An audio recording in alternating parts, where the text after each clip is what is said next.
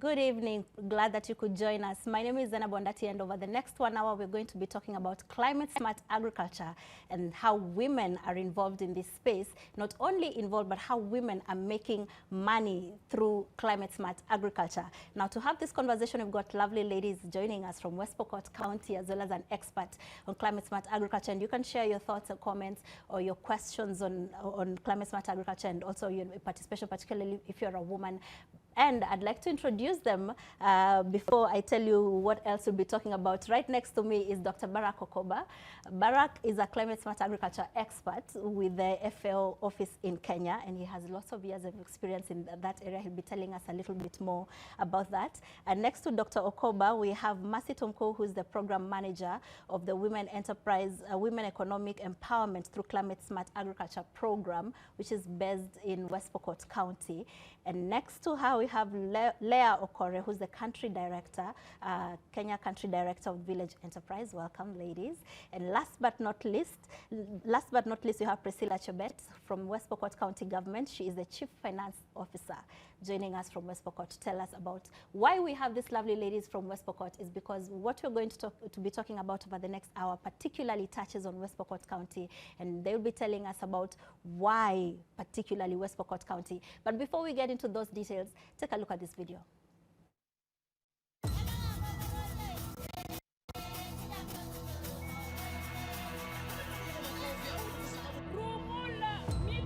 Kwa jamii yetu ya Pokot hairuhusiwi mama ongee mbele ya watu. Msichana hata ifai aende shule.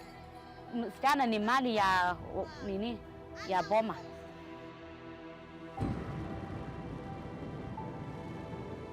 Wakati ya kwanza kazi ya mama ilikuwa ni jikoni peke yake.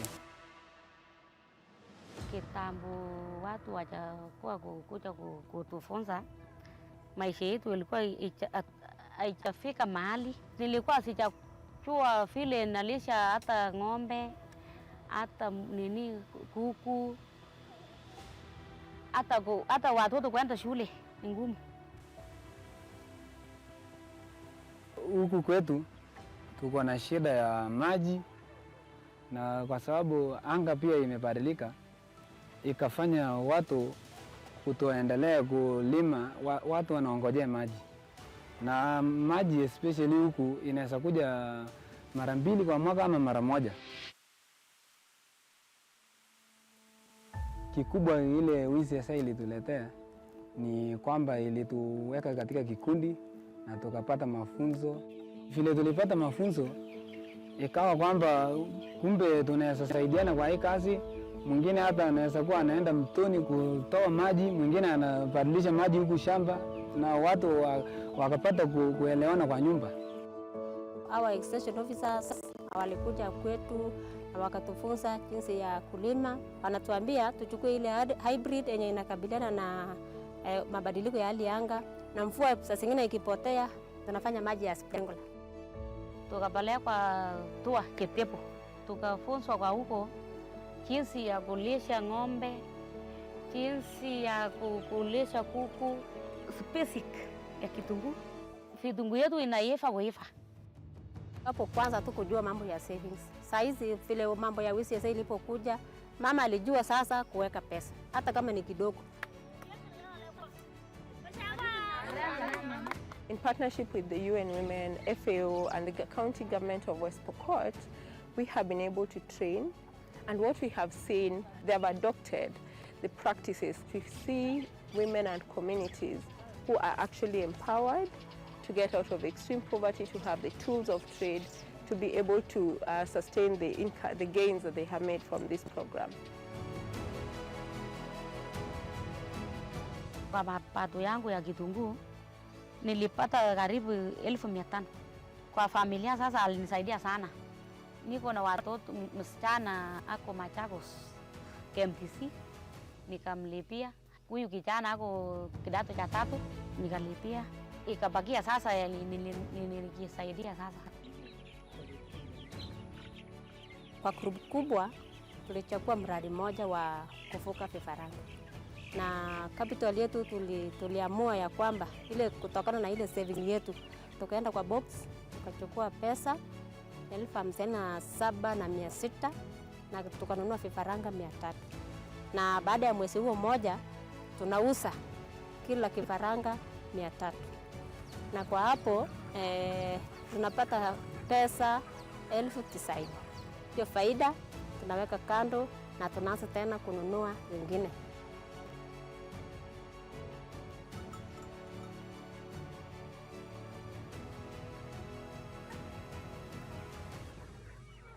Women economic empowerment through climate smart agriculture. Anisikie nimesema asante sana kwa kunisupport, nimefaidika, nimekuwa hata watoto yangu wamepata afya mzuri.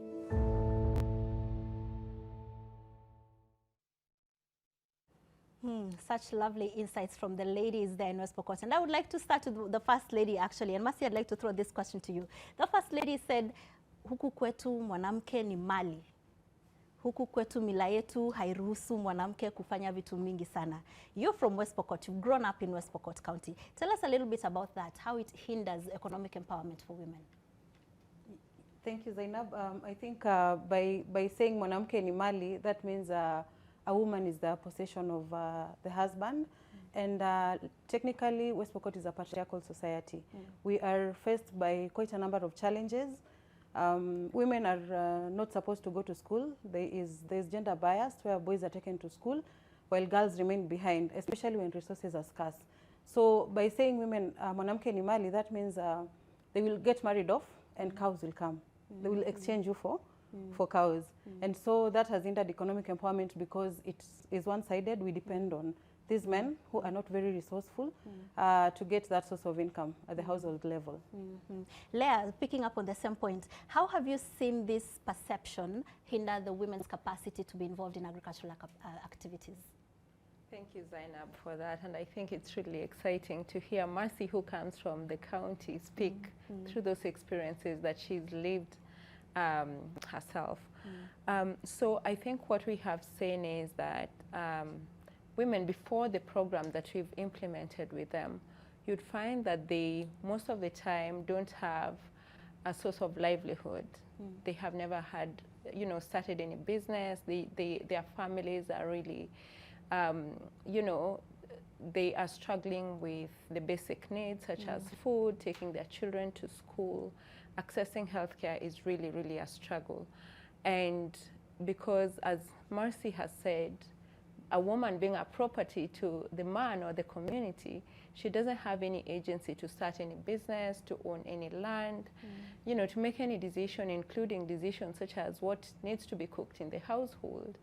And so this has really, really affected not only her capacity to do anything for herself, but also her self-image, her self-worth. And we have seen women start, felling trees to get charcoal, to sell because charcoal. They have nothing else to do. Because they have nothing else to do. And they end up fetching as little as 200 shillings a month to take care of their families. And obviously, you know how that affects exacerbates the effects of climate change. Chebet, I'll come to you shortly. Let me just skip back to Dr. Okoba here. Tell us a little bit about how climate change affects women, particularly in the agriculture space. Well, climate change affects everyone, but more specifically women, who are the main agents in terms of farming. And we have observed and seen that because every food that you receive on your plate, it must have passed through a woman, not just at the kitchen level, but at the farm level.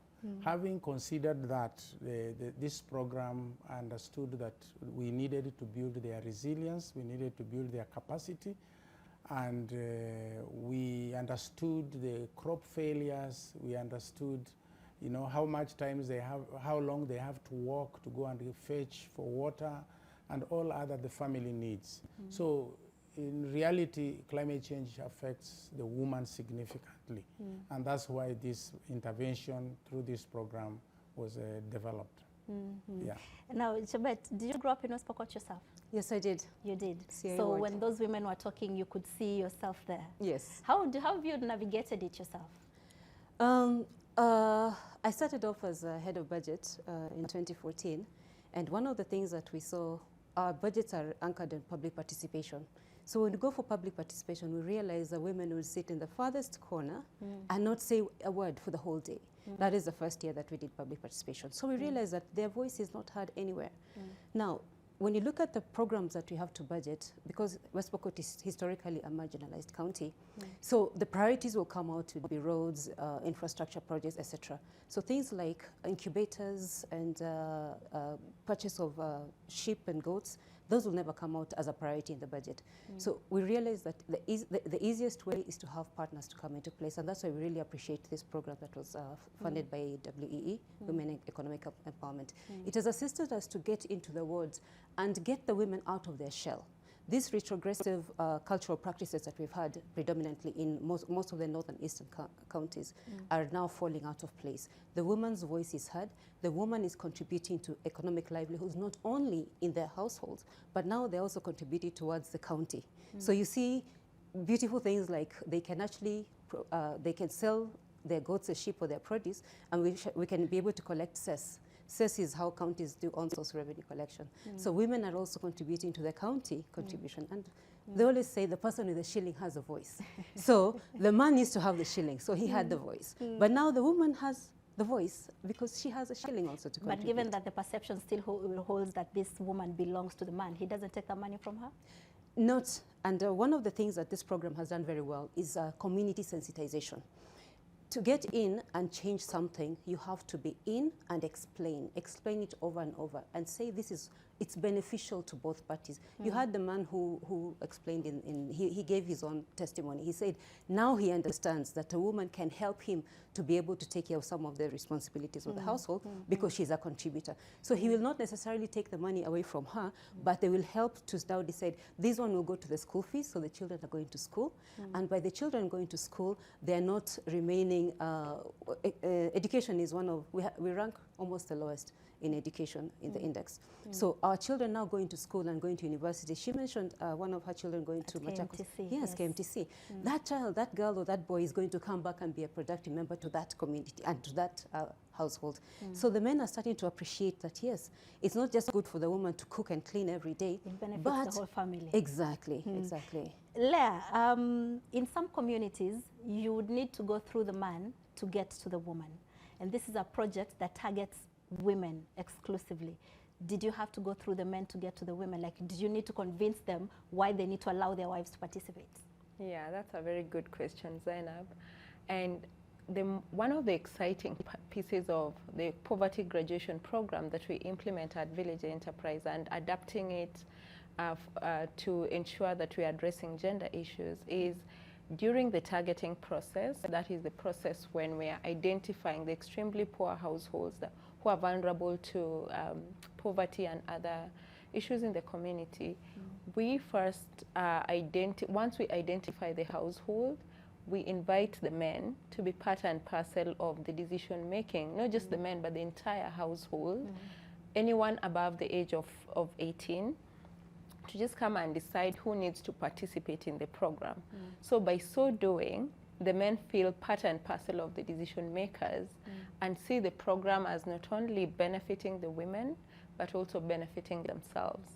And so we do a rigorous process of ensuring, as I think Chebet has said, ensuring that at the community level, we also sensitize them on the importance of this program and the importance of having their women invest in this, because you know when you invest in a woman, you just don't invest on the household, but not only on the generations to come, but also you invest on the entire community.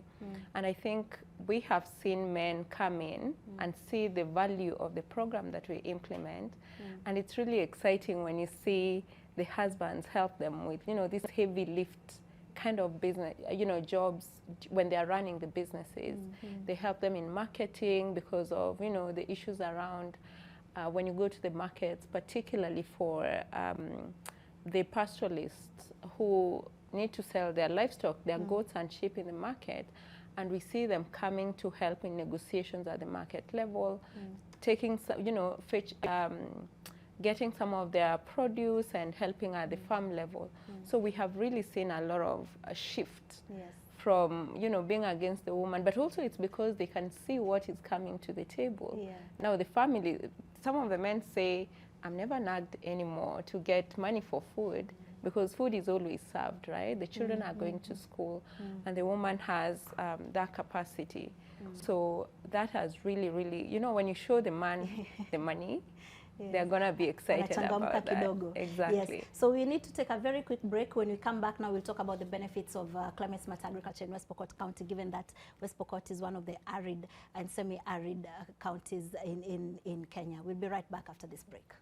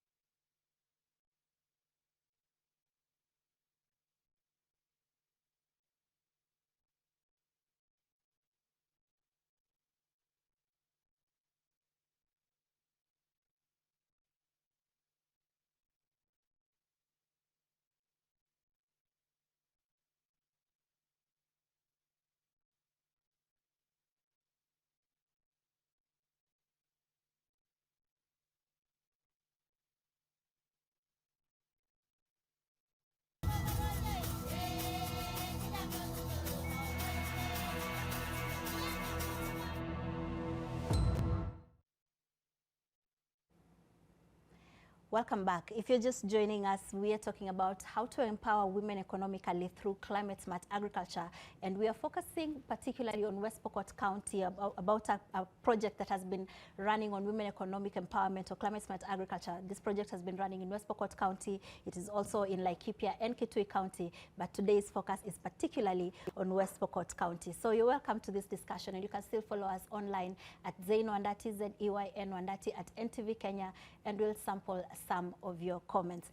Now, Dr. Okoba, let's talk a little bit about the nitty-gritties of climate smart agriculture. West Pokot County is dry. West Pokot County is not traditionally an agricultural land. They are pastoralists. So the type of agriculture they practice is livestock keeping. But in the video we've seen they're doing farming, they're doing mixed. Tell us a bit about how to design these interventions for a land that is not traditionally agricultural land. Thank you, Zeynab. Of course, Kenya is an agricultural country, and both livestock and crop are the mainstay of our economy. But remember that when climate change shocks and crises occur, the livestock farmers are affected significantly, and most of them, as like in West Pokot, they will migrate. But remember, they have families, and therefore there is some potential in terms of crop cultivation in West Pokot. And so when this project, under the support of KOICA, Korean International Development Agency, and in partnership with FAO and UN Women, was conceived, is after clear understanding that there's food insecurity, nutrition insecurity, and so we came up with a project that would make sure that the interventions that we're introducing will somehow overcome the challenges these farmers have towards crop production and livestock.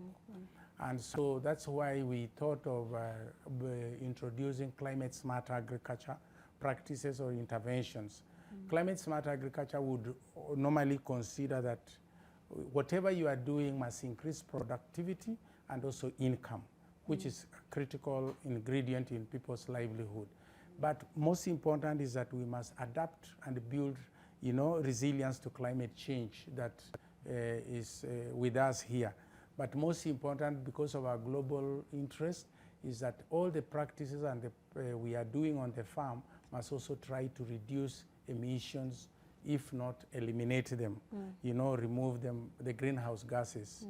So the climate smart agriculture was conceived, and we worked with the communities to identify which are the value chains they would be interested in, that are conversant and they would consider women, interest, so that the gender component is integrated in every intervention we are introducing. And it's at that point that now we came up with interventions that are women-friendly. They will give women more time to do other chores of the family, but make sure that women can also make money. What are some of these interventions? So some of the interventions that women in West Pokot observed, and also having done the gross margin analysis, most of the women who live, for example, in the Rio area of West Pokot, alongside the River Swam, preferred vegetable production. They preferred poultry keeping. They preferred small livestock like goats and sheep, but they also preferred beekeeping, which is modern technologies that they would want to adopt. But having understood that all those things have their own challenges when there's drought, we now introduce the better production of the ingredients that will drive poultry, will drive beekeeping, and that's how we brought in technologies like production of vegetables, beekeeping. We have intensified tree planting, and the county government is actually subsidizing all tree seedlings in West Pokot as a result of the intervention of this project. We have also realized that energy can come from solar. Women would go for water very far to come and water their vegetables. So we have supported women with the water pans. We have supported the women group, and they are actually investing themselves in digging shallow wells. And now with the solar pump, they are able to water their vegetables and also for home consumption. So the interventions include irrigated agriculture? Yes, among many other things like gala goats, which we are focusing on because we understand the culture of the West Pokot men. As long as the animal is big and is good for the market, they will take it from the women. So we have focused on gala goat and the doper sheep, but women are limiting their effort towards at the level of breeding, so that they are able to distribute these animals among themselves. So they sell them when they are small and not a market where men will want to convert this into meat. But most important, poultry, we have also introduced incubators, solar-based run incubators. So they have to work in a group? Yes, they are working in a group, they are collecting eggs, they are able to transit 100 eggs to 100 chicks without any death. And for that reason, the communities are now economically empowered out of these interventions. Yeah. Interesting. Masi, now to come back to you, looking again about the cultural practices and the cultural perceptions, and knowing that women all over the world provide the bulk of the labor in the agriculture industry, but do not own the land, they get the least benefits. They don't own the land, they don't have access to, maybe if they wanted a loan in order to grow their business, they have no access to the ownership of this land. How is this project helping change some of these perceptions? Thank you, Zeynab. So through this project that is funded by KOICA, implemented jointly by UN Women, FAO, Village Enterprise, and the County Government of West Pokot, we have been able to address gender issues through capacity building, because this is a society where when we started these interventions, we would sit in groups with men and women, but women would sit at the farthest end. They're not allowed to mingle with the men. They're not allowed to speak up for themselves. But slowly we bring the men into the conversations. We train them on gender issues, and slowly they are picking up. They are standing up for themselves. Their voices are being heard. We also try to address those issues of women ownership to land, women in decision making. We have Selina, we have seen the story of Selina and Monica. Selina, when they got married, she could not decide. It's only her husband who could decide where what crop could be planted that year, those major decisions, if a cow could be sold. She told us that it's only the husband who could make that decision. But today, when you speak with Monica and Selina, they sit down at a round table. When they go to their groups and do savings and even able to access loans, they'd come and do joint decisions on what are we planting this year, are we doing crop rotation, as Barrack has highlighted the climate smart techniques. And those are the kind of interventions that are the kind of impacts that we want to see with those women. In terms of loans, we are linking them through the project to market actors. We have built their capacity with banks, cooperative societies, and so on and so forth. So they're able to access loans as a group and even at an individual level. So they are empowered economically in terms of accessing loans, expanding businesses, and so on and so forth. Do they work as one large group or in smaller groups part of the project? They started working as a larger group, but slowly as the money increases, you'll find someone goes their way to open their own businesses, but still they meet up every week to save, and they do the larger businesses like gala goat keeping, onion farming. They're still working as a group and also individually. How many women do you have involved? We have worked with 697 women. That is 80% of the total 809 households that the project targeted. So direct beneficiaries are 809 farmers. Indirectly, slightly over 8,000. Okay. Now, Leah, coming to you. Some of the things that this project has been running since 2021 and it's coming to an end, right?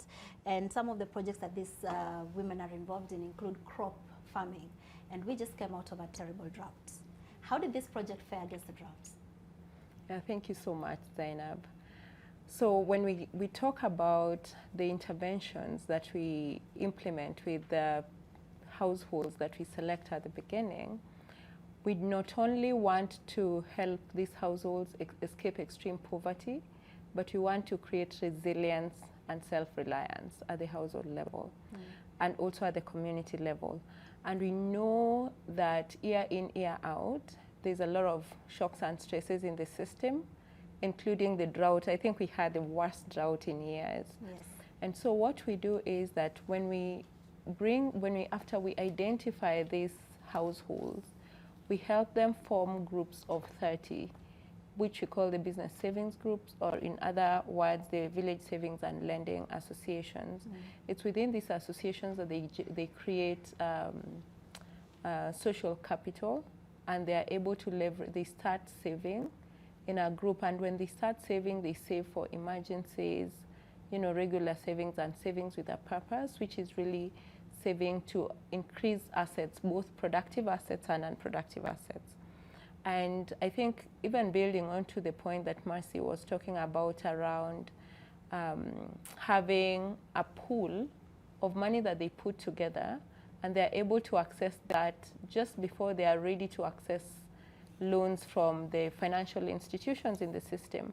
They have a place they can go and borrow and return while they keep saving. But also we provide them with, we help them form groups of 3s, and that is one business group. But then we realized that for this particular program, we needed them to conduct their business at the VSLA level, that is the Village Savings and Lending Association level. And so when they do this, they are able to diversify their businesses. So when there's drought and you can, you know, I think we saw a lot of livestock died and you could not be able to start livestock and agricultural businesses. So they were able to go and start other businesses, especially the retail businesses. We could see that would cover them, would give them, would become a tool for covering them or for them to cope with the shocks within the system so that they could continue generating the incomes. So but for them, the drought impact on them was not as bad? It was there, but they had the tools to bounce back from that drought. And as I think as Barrack talked about the resilient breeds of sheep and goats that were able to withstand the drought, or the drought tolerant seeds that they were able to build to plant, those were able to get a yield out of that. I see Dr. Okoba wants to jump in there. Yes. I think in addition to what Leah has just mentioned, especially when drought strikes, and of course Kenya, as you have known, we walk in and walk out of drought. Right now we are on another extreme, but most distressing for a family is when the drought hits. You need food and the livestock is there. And as the women are supporting their husbands to be more in agro-pastoralists, because that is the transition, we want to move from pastoral to agro-pastoral, then eventually sedentary agriculture's land becomes smaller. What most of these women have adopted is preservation of vegetables, through solar dry. They are also planting hay or grass fodder, and they are able to preserve it for drier seasons. So these are resilience development that we have realized that the farmers are now able to do, and they are able to access food throughout the season or the year because of some of the interventions. In all the years that the program has been running, you haven't had any of your members say, I've been seriously affected by this drought, please help me? It is changing. Of course, initially adoption process was slower, but I can assure you that second and third and to date, fourth year, those women are well covered in terms of income because their poultry are kept within zero grazing units within their farms. And income, if you look at the income at household level, both from different interventions or value chains they are working on, it has doubled from $4 per day, based on the recent study we did, to something close to $8 to $9 per day. Yeah. Now we need to take another very quick commercial break. Now when you come back, we'll talk about the policy, what all this means for the policies and what lessons other counties can take from this project. Do not go away.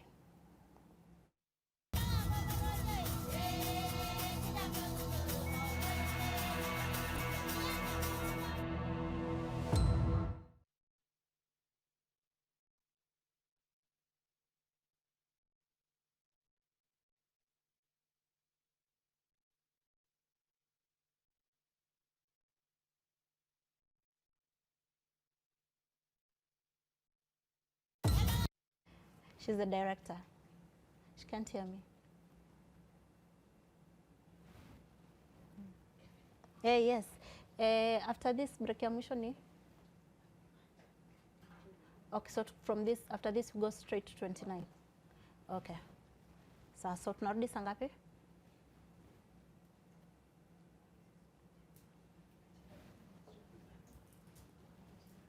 Oh, is it? Oh, okay.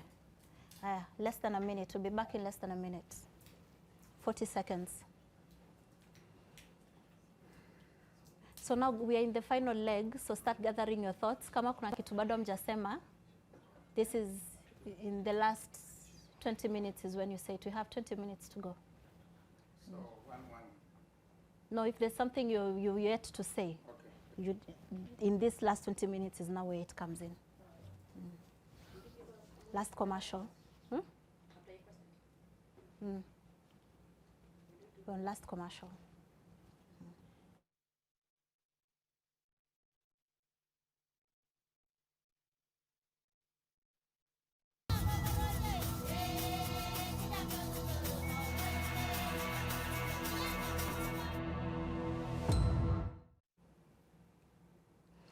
Welcome back.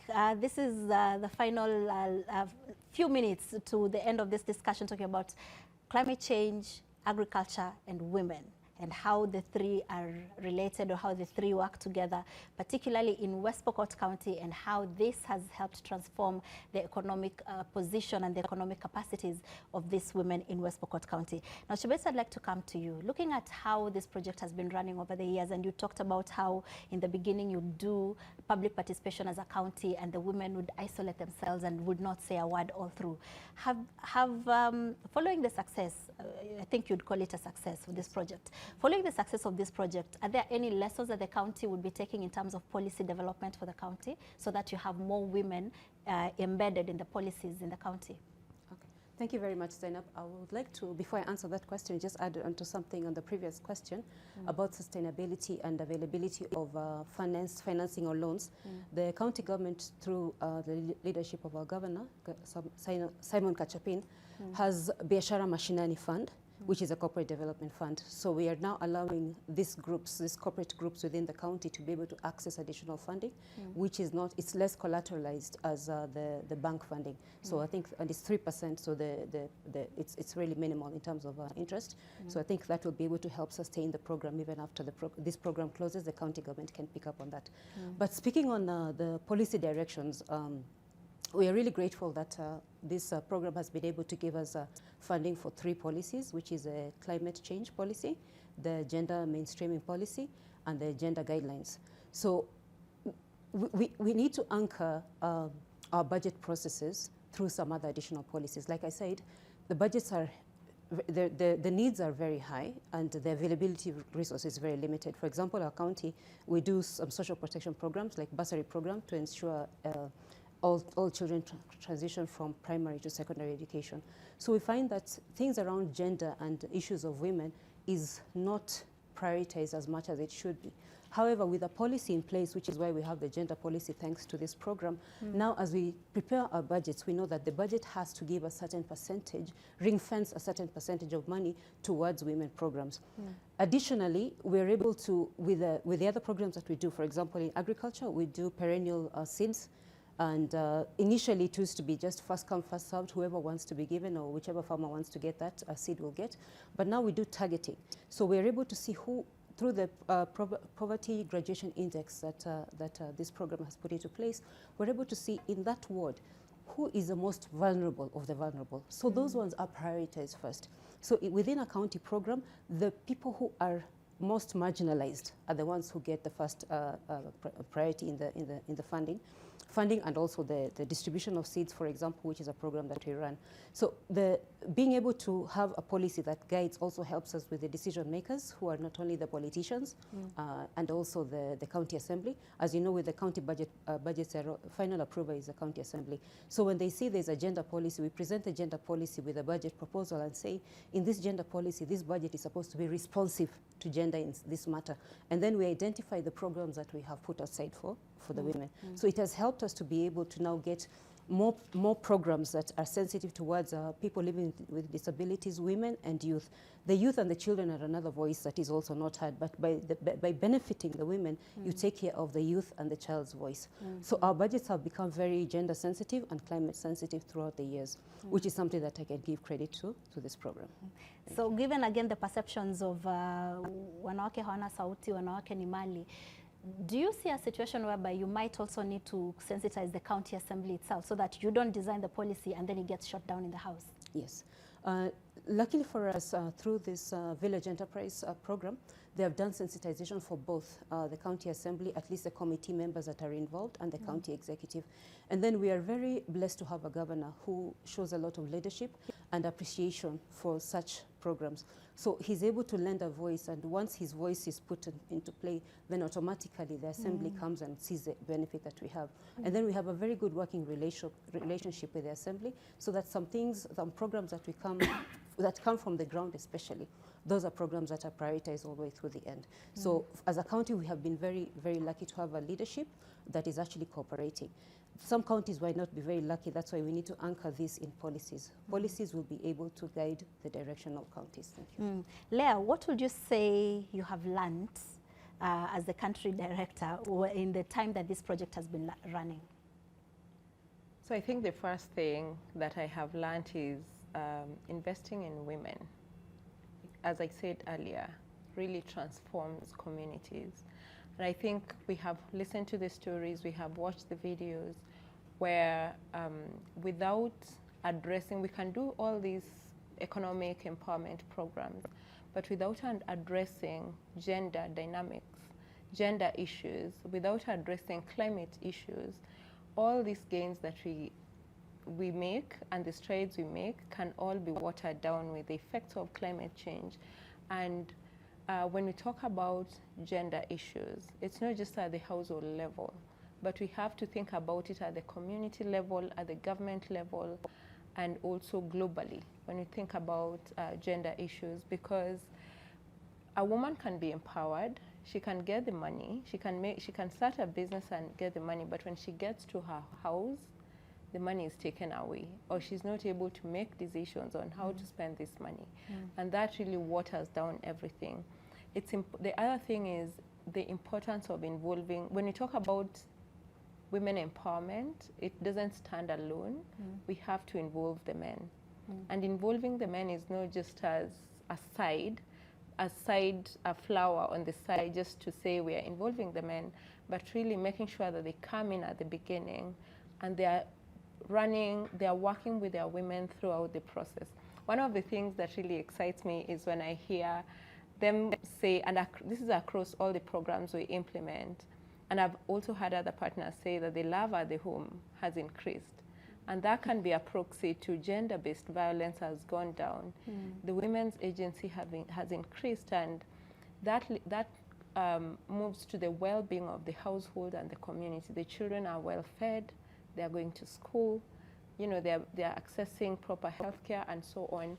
And that really leads to investing in generations to come. So it's really exciting to see that it is important to mainstream gender issues within the program, but also at the national and county government level. Masi, you know, there's usually this perception that watu wa mashinani hawajui climate change ni nini, yet they live with it.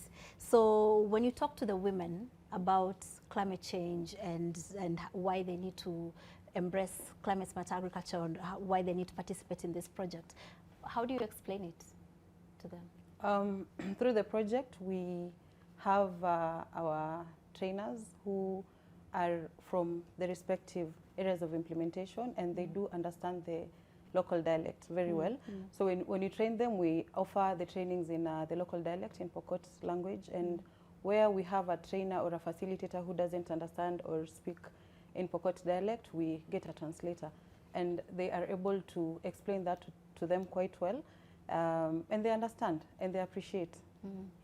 Yourself growing up in the county, how have you seen the impacts of climate change?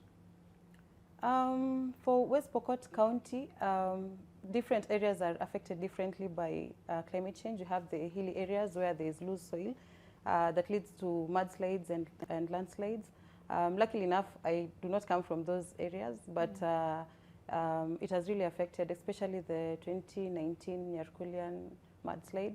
It really affected women, and one of the women affected are those who reside in Batei area, where it is one of our implementation areas. And through the county government, and we appreciate the leadership, the current leadership, they were able to be sensitized and they moved away from those areas. And again, through the project, their capacity has been built on what the lessons learned and what to do and what not to do when it comes to effects of climate change. Barrack, this program also runs in 2 other counties. How would you compare West Pokot and the other counties that are implementing? Well, in terms of comparison, first let me say when we started, West Pokot was poorly performing in many aspects, especially when we are targeting women, and the rule was, or the criteria was that over 80%, 80 or above 80% of the people we are supporting must be women. And because of that, it was very difficult to take off in West Pokot until we started all the sensitization. But to date, if you look at the jump in terms of where they were to where they are right now, I think West Pokot has achieved a lot. In the first front is that women have a voice. One of the conviction that UN Women Organization of the UN agency of UN rather, the UN Women convinced me is that if we work together with FAO, who are more on production and productivity issues, and we bring in and gender every effort you are going to make, we will ensure that women have a voice. And Zeynab, I can tell you to date, the issues on conflicts, on resources, we have reduced it from 46 to 22% in West Pokot. And I'm specifically talking of Rio, Ward, Batei, and Swam. And for me, that is a big jump. These are resources like water. Yes, and also income, disputes around money, you know, as you have already been told. We have also observed that 100% of men are supporting women's effort in agriculture. And we are also seeing that in terms of savings, these women, especially in West Pokot, the groups, the average savings they have achieved, they have moved from an average of 200,000 per year to 1.3 million per year right now. So in terms of the change, West Pokot has performed very well. But of course, other counties like Kitui, which is also severely affected by drought, there's quite a lot of effort. Even when there was drought, Zeynab, I can assure you, you went with, I think the rain only, we experienced rain for a week, but those women were able to harvest something, vegetables, sorghum, because they were intensively using reaping, zai-pits, and all other conservation practices that ensure that... What are zai-pits? Okay, zai-pit is let me say, it's just maybe 2 by 2, a hole of 2 by 2, which you dig, and you also go down almost 2 feet, and you put in manure. So all the water that falls into that pit is stored there. Is caught, and the nutrients that you will have put there cannot be moved away from that spot. So the plant is in that hole? The plant is in that, and we plant 5 hills or seeds in that zai pit. I've seen those in Makueni. I just didn't know that's what they're called. Yes. I've seen farmers are doing that. And you some do farmers. it once, and you stay for almost 2 years without digging it.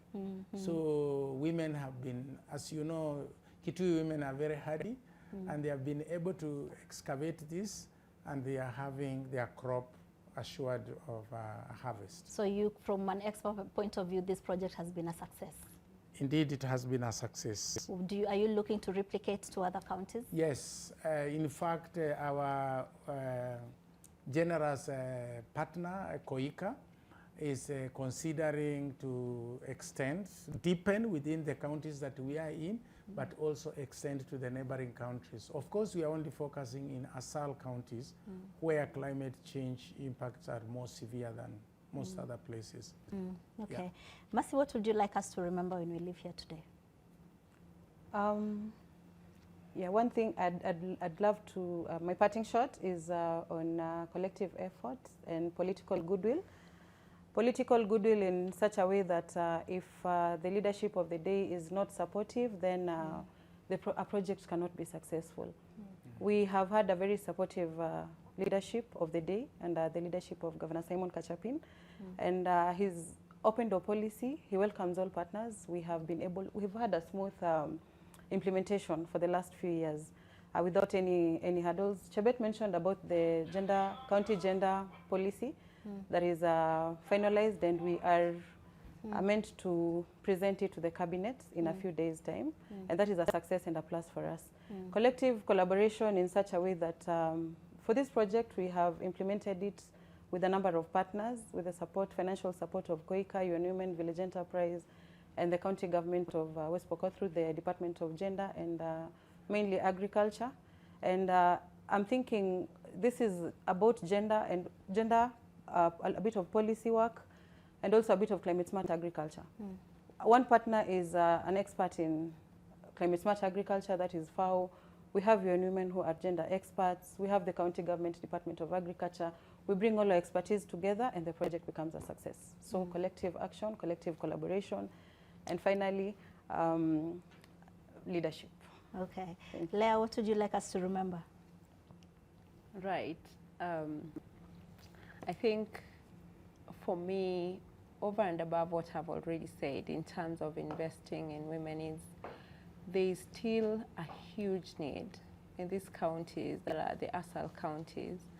And we know that we are very grateful to KOICA for the investment that they have put in, the seed that they have planted, because it has really shown us, given us the experience and the expertise to implement such programs there. I think for me, what I would say is, when you go to West Pokot, you find there is little investment, yet the need is really, really high. And I know that we are committed as a partnership with UN Women and FAO to make sure that we continue deepening the interventions, but also it is a call to action by other funders to deepen, to expand the work that we are doing and also deepen it, because there is really a huge need there. And I think it's really exciting to see the commitment from the partners sitting on this table, and I think a lot has been alluded to the government that has been very supportive, just ensuring that we are deepening and expanding our interventions through the implementation and the learnings that we have done, taking them forward, not just starting from scratch. For anyone who wants to invest in West Pokot, we have a rich evidence base on what works, and we are happy to partner with others to expand the work that we started. Okay, Chebet? Mine is first to thank Women Village Enterprise and the program for believing in West Pokot County. And I would say without a shadow of doubt that West Pokot is a true devolution success story. I've seen the transformation from 2014 to date, and everywhere you go in the county, something different has happened.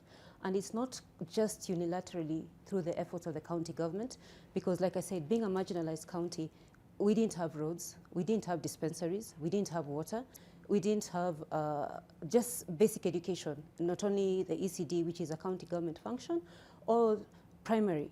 We have children who are studying under trees, starting 2014. But right now, if you go to the county, you see something working in every sector. And we cannot do it as a county government because of the limited resources. That's why we thank all the partners that have agreed to work with us.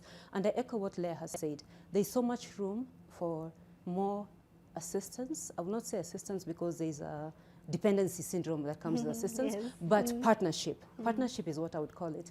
So if more partners can come, there are different sectors. We have a CIDP, which is open to everybody to implement. So it's not only county government or national government to implement the county integrated development plan, but we have other partners that can come in, look at the work plan. And our governor has put together a docket, a specific docket that deals with resource mobilization and partnership relationships. So when you land in the county as a partner, you have a courtesy call, he will give you time, and then from there you'll be given to the technical department. He allows the technical people to work with the partner, so we see which are the areas of intervention. Most importantly, we used to go for peer-to-peer learning in Kiambu, Murang'a, those counties that are doing very well in agriculture. But now we don't have to go across the country. We just go from let's say, Sigor Ward all the way to Riwo. Yeah. So we don't have, the success stories within us, yeah?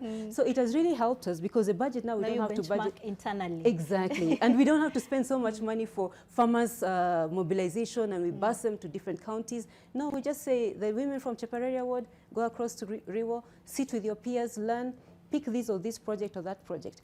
And one of the things that we've done recently is we banned charcoal. But by banning charcoal, you have to give an alternate to the people who are actually burning charcoal. But the county government is implementing aggressively climate smart, climate sensitive things like tree planting.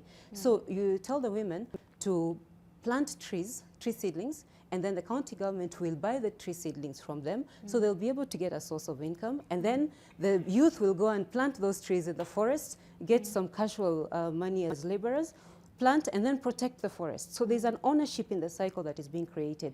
But I would say West Pokot is truly a success story. Thank you, and welcome everybody. I know we get negative press, but I'm here to say it's a peaceful county. It's just a small area that you have an issue, but that is being dealt with the national government. But the county government has really been progressive, and I thank wholesomely to the leadership of our governor, who has made sure that transformation is in his manifesto, and he believes in transformation, and we are seeing transformation. So Karibu Zeynab, West Pokot, please come and do a show live from there. And thank you everybody, welcome. Thank you, and that's an excellent point to end this conversation. I'd like to thank my panelists who've come to share some insights from West Pokot County, Dr. Barrack Okoba from FAO, Tumkou from WCSA, Leah, Okero, also the country director, Village Enterprise, and of course the county government of West Pokot, represented by Priscillah Chebet, the Chief Finance Officer. Thank you very much for making time to have this discussion with us. The news headlines will be right up shortly. Do not go away. My name is Zeynab Wandati. I've been your host tonight. Have a good evening.